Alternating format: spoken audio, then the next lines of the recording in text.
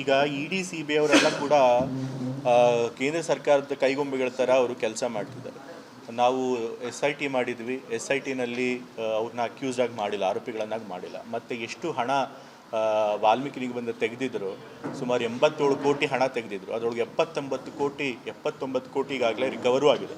ಇನ್ನು ಮಿಕ್ಕಿದ್ದು ಬೇರೆ ಬೇರೆ ಆಸೆಟ್ಸಲ್ಲಿದೆ, ಕಾರು ಗೀರು ತೊಗೊಂಡಿದ್ದಾರೆ. ಸೊ ಅದನ್ನು ರಿಕವರ್ ಮಾಡ್ತೀವಿ. ಸೊ ಹಣ ಎಲ್ಲಿಗೂ ಹೋಗಿಲ್ಲ, ಸರ್ಕಾರದ ಹಣನ ಮತ್ತೆ ವಾಪಸ್ ನಾವು ತೆಗೊಂಡಿದ್ದೀವಿ. ಮತ್ತು ನಾಗೇಂದ್ರ ಅವರು ಇದರೊಳಗೆ ಇನ್ವಾಲ್ವ್ ಆಗಿದ್ದಕ್ಕೆ ಯಾವುದು ಸರಿಯಾದಂಥ ಬಲವಾದಂಥ ಸಾಕ್ಷ್ಯಾಧಾರಗಳಿಲ್ಲ. ಇಡಿ ಅವರು ಕೂಡ ಮೊದಲನೇ ಬಾರಿ ಅವರು FIR ಮಾಡಿದಾಗ ನಾಗೇಂದ್ರ ಅವರನ್ನು ಅವರು ಆರೋಪಿಗಳನ್ನಾಗಿ ಮಾಡಿಲ್ಲ, ಕೇವಲ ರಾಜಕಾರಣಕ್ಕೋಸ್ಕರ, ರಾಜಕೀಯ ಕಾರಣಗಳಿಗೋಸ್ಕರ ಅವರನ್ನು ಟಾರ್ಗೆಟ್ ಮಾಡ್ತಿದ್ದಾರೆ. ಸೊ ಹಾಗಾಗಿ ನಮ್ಮ ಪಕ್ಷ ನಮ್ಮ ಸಚಿವರ ಪರವಾಗಿ ನಿಲ್ಲುತ್ತೆ. ಸಚಿವ ಸಂಪುಟಕ್ಕೆ 2,000 ಕೋಟಿ ಕಲೆಕ್ಷನ್ ಆಗಿದೆ ಅಂತ ಆರೋಪ ಮಾಡ್ತಾರೆ. ಸಚಿವ ಸಂಪುಟಕ್ಕೆ ಸಚಿವ ಸಂಪುಟ ಮಂತ್ರಿಮಂಡಲ ರಚನೆಗೆ 2,000 ಕೋಟಿ ಆಪೋಸಿಷನ್ ಅವ್ರಿಗೆ ಹಾಗೇನೆ ಹುರುಳಿಲ್ದೇ ಇರುವಂಥ ಆರೋಪ ಮಾಡಿರ್ತಾರೆ. ಫಸ್ಟು ಸಾಕ್ಷ್ಯಾಧಾರ ಕೂಡಲೇ ಆ ಥರ ಮಾಡಿದ್ಕೆ. ಹಾಗಾದರೆ ಇತ್ನಾಳ್ ಅವ್ರು ಹೇಳಿದ್ರಲ್ಲ, ಇವರು CMಗೇನೆ 2,500 ಕೋಟಿ ಇಸ್ಕೊಳ್ತಾರೆ ಅಂತೇಳಿ. ಹಾಗಾದ್ರೆ ಅದು ನಿಜನಾಗಾರೆ? ಈಗ ವಂದೇ ಮಾತರಂ ಇಶ್ಯೂ ಏನಕ್ಕೆ ಇವಾಗ?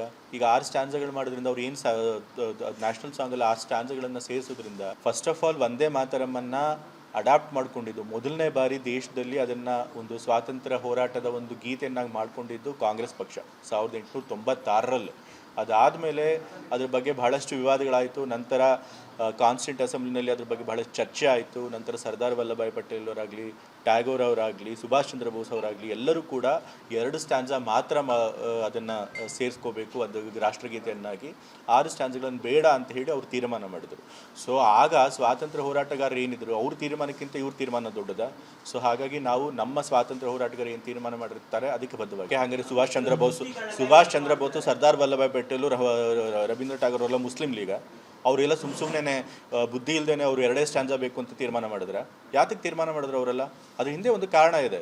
ಸೊ ಹಾಗಾಗಿ ನಾವು ಅವರ ಒಂದು ವಿಸ್ಡಮ್ನ ನಾವು ಒಪ್ಕೋಬೇಕು, ಅವ್ರ ತೀರ್ಮಾನ ನಾವು ಒಪ್ಕೋಬೇಕು. ಕಳಂಕಿತ ಅಂತ ಹೇಳ್ತಿದ್ರು, ಎಲ್ಲಿ ಅವ್ರೇನು ಅಪರಾಧಿ ಅಂತ ಸಾಬೀತಾಗಿದೆಯಾ? ಆಗಿಲ್ಲ. ಇಡಿ ಮತ್ತು CBI ಅವ್ರು ಮಾತ್ರ ಅಕ್ಯೂಸ್ ಮಾಡಿದ್ರು. SIT ಅವ್ರಿಗೆ ತನಿಖೆ ಮಾಡಿ ಅವ್ರಿಗೆ ಆರೋಪಿಯನ್ನು ಮಾಡೋಕ್ಕೆ ಯಾವುದೇ ಸಾಕ್ಷ್ಯಾಧಾರಗಳಿಲ್ಲ ಅಂತ ಹೇಳಿದ್ದಾರೆ. ಸೊ BJP ಅವ್ರು ಹೇಳಿದ ಮಾತ್ರಕ್ಕೆ ಮತ್ತು ಅವ್ರ ಕೈಗೊಂಬೆಗಳಾಗಿರುವಂಥ ಇಡಿ CBI ಹೇಳಿದ ಮಾತ್ರಕ್ಕೆ ನಾವು ಕೇಳೋದಕ್ಕಾಗೋದಿಲ್ಲ.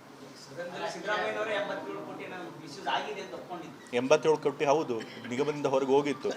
ಯಾರೋ ಅಧಿಕಾರಿಗಳು ಒಂದಷ್ಟು ಜನ ಅಥವಾ ಅದರೊಳಗೆ ಆ ಹಗರಣದಲ್ಲಿ ಇನ್ವಾಲ್ವ್ ಆಗಿರೋರು ಅವರೆಲ್ಲ ಅದನ್ನು ಬೇರೆ ಬೇರೆ ಖಾಸಗಿ ಖಾತೆಗಳಿಗೆ ಟ್ರಾನ್ಸ್ಫರ್ ಮಾಡಿದ್ರು. ಆ 87 ಕೋಟಿಲಿ 79 ಕೋಟಿ ಈಗಾಗಲೇ ರಿಕವರ್ ಮಾಡಿದ್ದಾರೆ. ಇನ್ನು 10 ಕೋಟಿ ಕೂಡ ಬೇರೆ ಬೇರೆ ಅಸೆಟ್ಸ್ ಇದೆ, ಕಾರು ಗೀರು ತೊಗೊಂಡಿದ್ದಾರೆ, ಅದನ್ನು ಕೂಡ ಸೀಸ್ ಮಾಡಿದ್ದಾರೆ. ಸೊ ಇಷ್ಟು ಹಣ ಹೋಗಿತ್ತು, ಅಷ್ಟು ಕೂಡ ವಾಪಸ್ ಬಂದಿದೆ.